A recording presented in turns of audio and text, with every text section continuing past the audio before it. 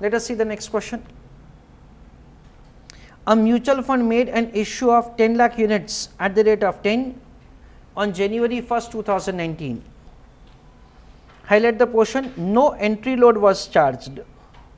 यानी कोई भी ट्रांजैक्शन कॉस्ट कलेक्ट नहीं किया था इन्वेस्टर से.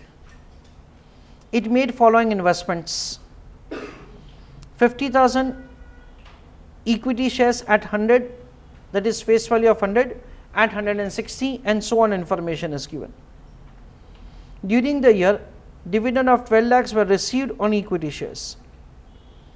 Interest on all type of debt securities were received as and when due. At the end of the year, equity shares and 10% debentures are quoted at 175% and 90% of the purchase price respectively. यानी ये जो 50,000 equity shares है उसका market price 175, ये 50,000 shares है उसका market price है 175.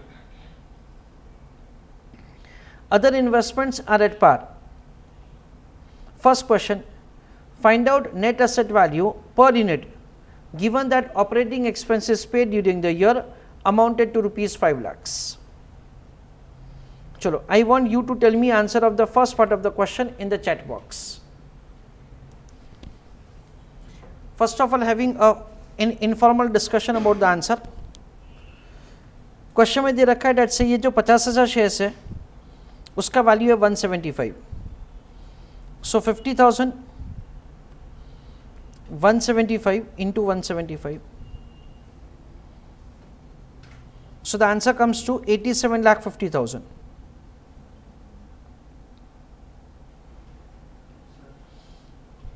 Question में दे रखा है डेट से that 10% debentures are quoted at 90%. तो ये जो 10% डिबेंचर्स है उसका मार्केट वैल्यू कितना है? 4.5 लाख है.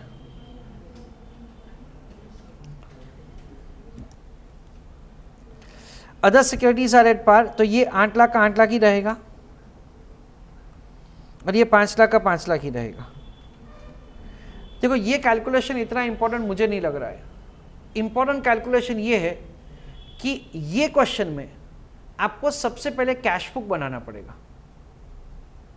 ऐसे कैसे पता चला कि कैश बुक बनाने का है? क्योंकि देखो हमको क्वेश्चन में ऐसा दे रखा है जब म्यूचुअल फंड फॉर्म हुआ तब से लेके पूरा स्टोरी दे रखा है. So you have to understand it से हमारे पास क्लोजिंग कैश बैलेंस नहीं है. कुछ क्वेश्चंस में एनएवी जब पूछा होता है ना तो हमको कैश बैलेंस रेडीमेड दे रखा होता है.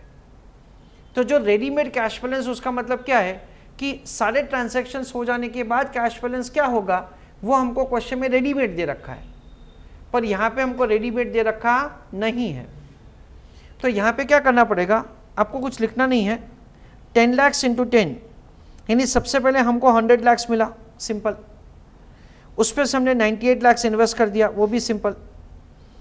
12 लाख रुपए का हमको डिविडेंड मिला, वो यहाँ पे लिखेंगे. फिर हमको इंटरेस्ट मिल गया, जैसे कि 8 लाख के ऊपर 7%, यानी कितना होगा 0.56 lakhs है ना, 56,000. 5 lakhs इंटू 9% 45,000 यानी 0.45 लाख.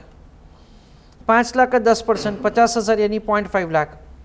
तो 100 प्लस 12 प्लस 0.56 प्लस 0.45 प्लस 0.50 यानी रिसीप्ट साइड का टोटल है 113.51.